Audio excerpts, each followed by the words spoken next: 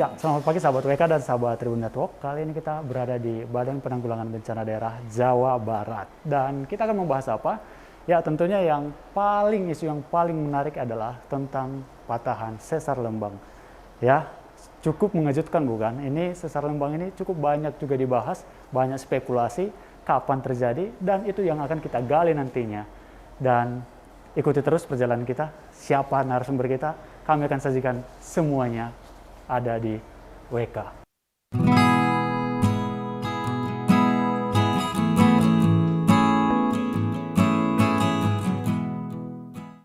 Ya, sahabat WK dan sahabat Tribun Network, sesuai dengan janji saya tadi, kita akan bertemu dengan narasumber spesial. Kita akan membahas tentang sesar Lembang. Itu patahan yang seperti apa? Dan tidak kebetulan, bahkan ini adalah spesial yang kami persembahkan ke sahabat WK dan sahabat Tribun Network. Ada Kepala Badan Penanggulangan Bencana Daerah Jawa Barat, Bapak Dhani Ramdan, dan telah ada di samping saya. Selamat pagi, Pak. Pagi. Ya. Oke. Pak, kabar gimana nih? Kabar baik atau gimana nih, Pak? Alhamdulillah sehat ya, walaupun sekarang pandemi gelombang ketiga bisa bertahan lah sampai hari ini, mudah-mudahan seterusnya. Tapi secara keseluruhan, seluruhnya ya aman, rekan-rekan sih di kantor ada yang terkena, tapi relatif lebih ringan ya dibanding waktu kemarin varian Delta. Kami juga banyak yang terpapar karena ya BPBD ini kan terjun pada saat terjadi misalnya klaster, lonjakan, kita melakukan disinfektanisasi, mengangkut juga pasien yang terkena. Bahkan kalau di COVID kemarin kita membuat pusat isolasi dan rumah sakit darurat juga. Pak, ngomongin bencana nih, seperti yang kita ketahui kan banyak bencana juga ya, bencana alam, non-alam, bencana sosial, itu seluruhnya ada di mengambil tugas di situ, Pak? Iya betul, jadi BPBD atau di pusatnya BNPB itu memang diamanatkan oleh undang-undang untuk menjalankan 3 fungsi, fungsi koordinator, fungsi komando, fungsi pelaksana sekaligus gitu. Jadi dalam berbagai aspek kebencanaan, baik bencana alam tadi, bencana non-alam, maupun bencana sosial dalam 3 fasenya, yaitu fase pra-bencana pada tahap tanggap darurat terjadinya bencana dan pasca bencana pemulihan. Nah itu bisa kita jadi koordinator tergantung situasinya, atau kita ambil alih komando. Kalau itu biasanya di tanggap darurat kita ambil alih komando. Dan juga sebagai pelaksana melakukan pencegahan, melakukan penanggulangan maupun pemulihan. Berarti sangat komplit dan harus koordinasi, harus super. Betul, kuat sekali, karena tidak mungkin dilakukan sendiri. Ya. Di pencegahan ada berbagai dinas yang terkait, juga masyarakat. Di tanggap darurat juga kita kerjasama dengan SAR, dengan TNI Polri, gitu, Palang Merah Indonesia. Di pemulihan kita juga dengan dinas-dinas terkait lagi, dengan swasta, masyarakat. Seperti itu. Pak, tadi kami sempat berbicara dengan sahabat WK dan sahabat Tribun Network. Jadi kan lagi rame nih, Pak, pembahasan tentang sesar Lembang. Nah, itu yang ada di Lembang kebetulan, dan ini membuat banyak masyarakat Jawa Barat, Bandung khususnya, was-was juga nih, Pak. Tapi kalau boleh tahu nih, Pak, ini sesar Lembang, ini yang patahan yang seperti apa sih, Pak? Ya, sesar atau patahan itu sebenarnya mungkin bahasa awam seperti retakan gitu ya. Tapi retaknya itu panjang sekali gitu, kadang terlihat di permukaan, ada juga yang tertutup di dalam gitu, di sepanjang jalur. Jadi kalau patahannya, retakannya sih sambung menyambung atau beberapa sisi bersabang gitu ya. Tetapi ada yang terlihat dari luar, kasat mata, ada yang tertutup lapisan tanah dan batu di atasnya. Nah, sesar ini di Jawa Barat ini banyak sebenarnya. Ada puluhan, tapi yang aktif artinya sesar itu retakannya itu ada yang memang statis, ada yang dia bergeser satu sama lain. Ada yang barat ke timur, timur ke barat, ada yang utara selatan, yang gini bentuknya gitu. Nah, sesar Lembang itu percis di atas kota Bandung, mulai dari area Padalarang, Cimahi, kota Bandung, Lembang, sampai ke Jatinangor, Sumedang. Sepanjang 27 km. Nah itu dia aktif karena bergeser per tahunnya itu sekian mili lah gitu ya. Nah dalam geseran itu biasanya kan menimbulkan energi ya, gesekan. Nah, kalau energinya terliris nggak ada masalah, tapi begitu terkunci, nah itu bertumpuk, biasanya itu jadi menimbulkan gempa. Setiap tahun ada terdeteksi gempa, hanya magnitudonya relatif kecil ya, 2 sampai 3 magnitudo, sehingga tidak terasa. Tapi pernah di tahun 2012 dengan magnitudo 3,5 itu menimbulkan beberapa kerusakan rumah, retak maupun ambruk dindingnya gitu. Tapi yang banyak dibahas juga nih Pak, yang membuat kadang kita juga merasa was-was ya, karena sampai ada isu bahwa patahan ini bisa menyebabkan gempa dengan kekuatan ya 6 sampai 7 skala Richter. Apa itu benar atau gimana Pak? Menurut riset ITB, dan kebetulan memang sesar Lembang itu paling banyak risetnya karena mungkin dekat dengan ITB dan Bandung, jadi banyak mahasiswa dosen melakukan penelitian di sana. Yang paling mutakhir itu bahkan bisa mencapai 8 magnitudo. Persoalannya selain besar nanti goncangannya, ditambah lagi ternyata area Bandung Raya ini adalah berpotensi terjadi likuifasi juga, karena tanah itu lempung, bekas danau purba kan legendanya dulu, dan memang secara penelitian geologinya seperti itu, berpotensi likuifasi, jadi tanahnya bisa bergelombang gitu ketika terjadi gempa. Nah itulah yang memang menjadi kekhawatiran, tapi bagi sisi kita adalah kewaspadaan artinya ya. Harus ada kesiapsiagaan menghadapi potensi itu. Memang gempa sebesar itu dalam historis secara keilmuan itu pernah terjadi 500 tahun yang lalu. Artinya biasanya sih menurut kajian teorinya itu siklusnya akan seperti itu. Kalau pernah 500 berarti kemungkinan besar 500 lagi gitu. Kalau pernah terjadi 100 mungkin per 100. Nah ini Lembang itu 500 lalu, terus setelah itu periode berikutnya gempa-gempa kecil saja. Hanya persoalannya periode 500-nya itu kita sudah sampai nih. Kita sudah di posisi 100 tahun atau 100 tahun kelima gitu sejak gempa besar zaman dulu itu, saat ini itu. Kalau boleh tahu nih Pak, sebenarnya ada faktor-faktor yang akhirnya ini membuat semakin kuat nggak gitu Pak? Misalkan ya mungkin gempa vulkanik di posisi yang lain, misalkan anak Krakatau atau apa, itu gimana Pak? Ya, mungkin sebagai pemicu gitu. Sepanjang yang saya tahu sebenarnya tidak saling berhubungan ya, antara gempa tektonik dan gempa vulkanik. Gempa vulkanik kan akibat gunung berapi, di situ memang ada gunung Tangkuban Perahu, aktif juga gitu, menimbulkan kegempaan juga, tapi hanya skala lokal di kawahnya saja.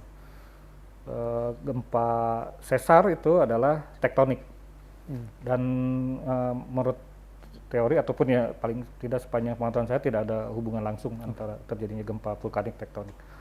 Dan baik vulkanik maupun tektonik ini sampai saat ini belum ada ilmu pengetahuan maupun teknologi yang bisa memprediksi kapan, di mana, dan berapa besar gempa itu saat ini.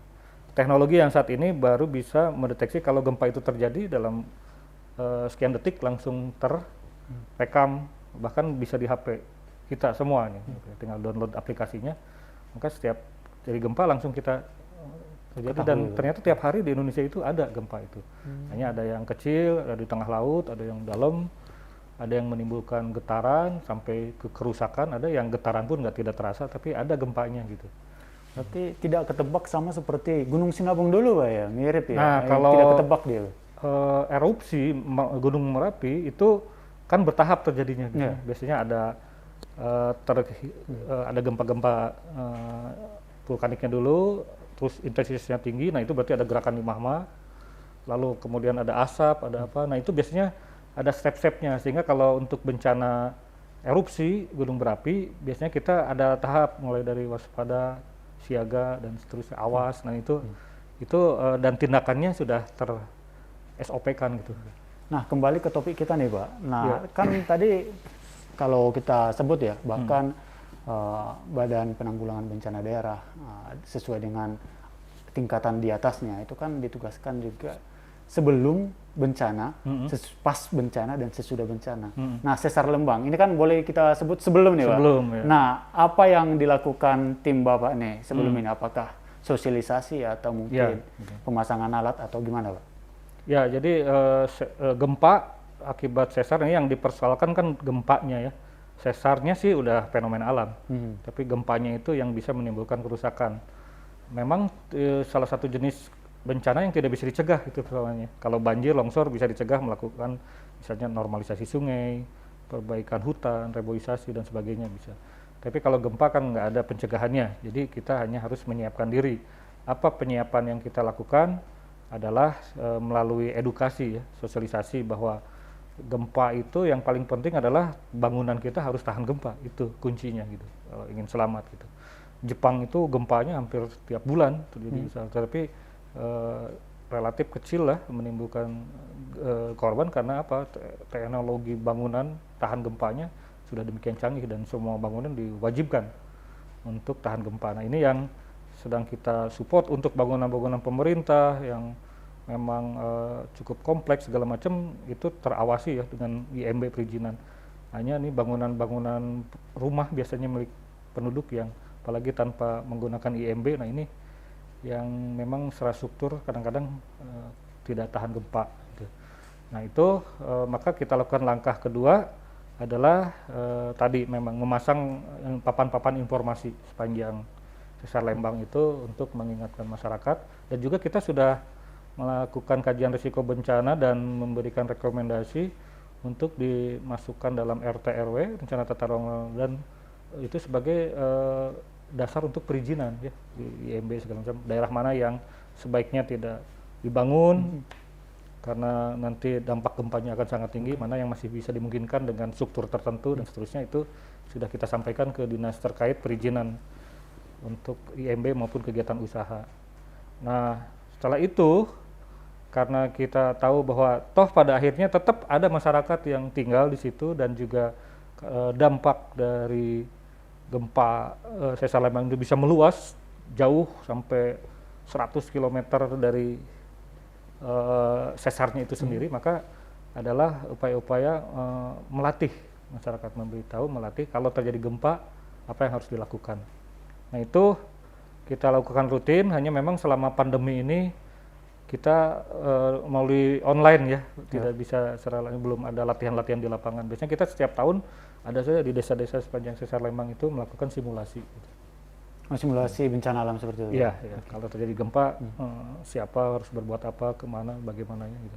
Berarti tahap awalnya ini sosialisasi untuk bangunan yang boleh dibilang ya agak kuat lah kita sebut ya, karena menghadapi tahan gempa aja. Tahan gempa, kemudian yang kedua ya simulasi ya. Nah, kalau untuk alat mendeteksi patahan itu Pak, mungkin ada atau gimana Pak? Ada, itu BMKG yang mengoperasikannya, Badan Meteorologi dan Geofisika ya. Dia sebenarnya bukan hanya cuaca, tapi juga gempa, khususnya gempa tektonik. Kalau gempa vulkanik ada lagi PPMBG namanya, Pusat Vulkanologi dan Mitigasi Geologi. Nah, ini dua instansi ini selalu mereport kepada kita, bahkan memasang monitor di bawah tuh kalau dilihat itu ada deteksi gempa. Ya, artinya ketika gempa terjadi dimanapun di seluruh Indonesia langsung ada infonya di sini, dan kalau gempanya memang di area Jawa Barat langsung ada peringatan dini untuk gempa susulan apakah ada atau tidak begitu. Karena gempa biasanya beberapa kali gitu. Pak, sejauh ini dalam mungkin dari riset atau hitungan ya, yang pernah dibuat selama ini, jika memang itu terjadi, resikonya apa sih Pak? Dampak apa sih yang paling ditimbulkan? Mungkin kerugian sosial atau apa Pak? Ya jelas, namanya bencana alam ini maupun non alam tergantung skalanya ya. Kalau kerugian gitu, pasti ada kerugian. Nah, kalau gempa ya getarannya itu kan yang berdampak pada rusaknya bangunan, runtuhan pohon, menara-menara, billboard maupun bangunan tinggi lainnya yang itu bisa menimpa manusia. Nah, itu korbannya akhirnya ke manusia gitu. Dalam berbagai kejadian gempa besar yang kita alami sendiri di tanah air, kita lihat kan kerugiannya bisa sangat besar karena banyak ratusan ribuan rumah hancur, jembatan putus, jaringan listrik, kemudian migas terkendala gitu, terpotong, telekomunikasi juga bisa mati. Nah itu kondisi terburuk yang bisa kita alami, apalagi sekarang area Bandung Raya ya yang menjadi area terdampak dari sesar Lembang itu sudah sedemikian padat bangunannya, manusianya juga itu banyak, dan artinya apa, kerentanannya tinggi karena semakin banyak manusia, aktivitas manusia, bangunan ketika terjadi bencana akan menimbulkan kerugian yang sangat besar. Ini yang harus kita informasikan. Hanya memang di sisi lain kita juga tidak mungkin menghentikan semua kegiatan tersebut karena itu juga faktor alamiah yang terjadi dengan kota Bandung dan area Bandung Raya dengan daya tarik dan juga fasilitas yang sekarang sudah dimiliki itu memang menjadi pusat kegiatan manusia penduduk. Makanya kita jalan tengahnya adalah mitigasi. Jadi mitigasi misalnya kita menyiapkan rencana kontingensi. Nah, itu apa itu, Pak? Rencana kontingensi ya artinya ketika memang terjadi gempa besar di Bandung itu, instansi-instansi, organisasi-organisasi yang terkait kebencanaan itu sudah mengetahui peran dan fungsinya yang harus dijalankan gitu. Lalu langkah-langkah apa mulai dari step awal sampai nanti akhir pemulihan itu sudah kita susun dalam sebuah dokumen yang disebut rencana kontingensi sesar Lembang. Itu yang biasanya dijadikan dasar juga untuk kita melakukan latihan-latihan dan simulasi. Jadi buku rencana kontingensi itu. Jadi konsep mitigasi bencana sesar Lembang sudah ada, Pak? Sudah ada rencana kontingensinya ya. Okay. Bahkan kemarin terakhir dalam kondisi pandemi pun kita lakukan, karena gladi lapangan nggak bisa, kita bikin gladi posko di atas meja begitu. Bahkan sebagian melalui online gitu. Tapi skenario-nya yang kita tetapkan, lalu nanti pembagian tugasnya seperti apa, lalu mereka melakukan aksinya, tapi secara simulasi saja di atas meja begitu. Sejauh ini, Pak, gimana respon dari masyarakat yang mungkin ada di daerah sekitar gitu, Pak? Ya, karena masyarakat mungkin khususnya yang generasi sekarang itu kan memang tidak mengalami langsung ya bencana besar akibat sesar Lembang itu, artinya mereka ya antara percaya dan tidak gitu. Ya, antara percaya dan tidak. Seperti itu. Tapi kan bagi kita yang penting mereka sudah diinformasikan dan berlatih gitu kalau itu terjadi. Karena sebenarnya yang namanya gempa itu kan bisa saja kegiatannya di sesar Lembang, tapi kan bergelombang tuh kalau gempa tuh di bawah tanah itu dampak getarannya bisa terjadi di mana saja gitu.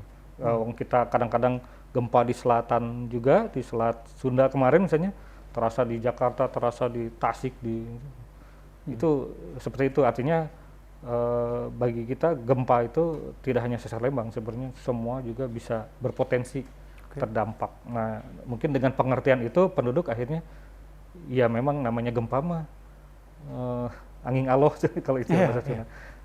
Hanya Tuhan yang tahu, jadi ya kita siap-siap saja. Nah, dengan pengertian itu masyarakat boleh percaya boleh tidak dengan masalah sesar Lembang, tetapi kalau bahwa gempa itu ada, masyarakat umumnya percaya. Nah, dengan modal itu kita bisa melakukan sosialisasi edukasi. Dan gempa itu diakibatkan oleh pergeseran itu tadi, Pak ya? Ya, dan jadi mereka mengerti di sini. Kalau yang relatif terdidik ya mereka paham mengenai hubungan antara sesar dengan gempa. Pak, kabarnya nih kita juga dapat informasi nih bahwa hari ini juga ada kegiatan terkait dengan sesar Lembang. Nah, kalau boleh tahu itu kegiatan bersifat bagaimana itu? Oh iya, jadi saya sekarang ini jam 10 akan menghadiri diskusi terkait hasil riset Unpad mengenai sesar Lembang. Jadi bukan hanya ITB yang riset itu, LIPI juga, Unpad juga gitu, ada berbagai lembaga-lembaga lainnya.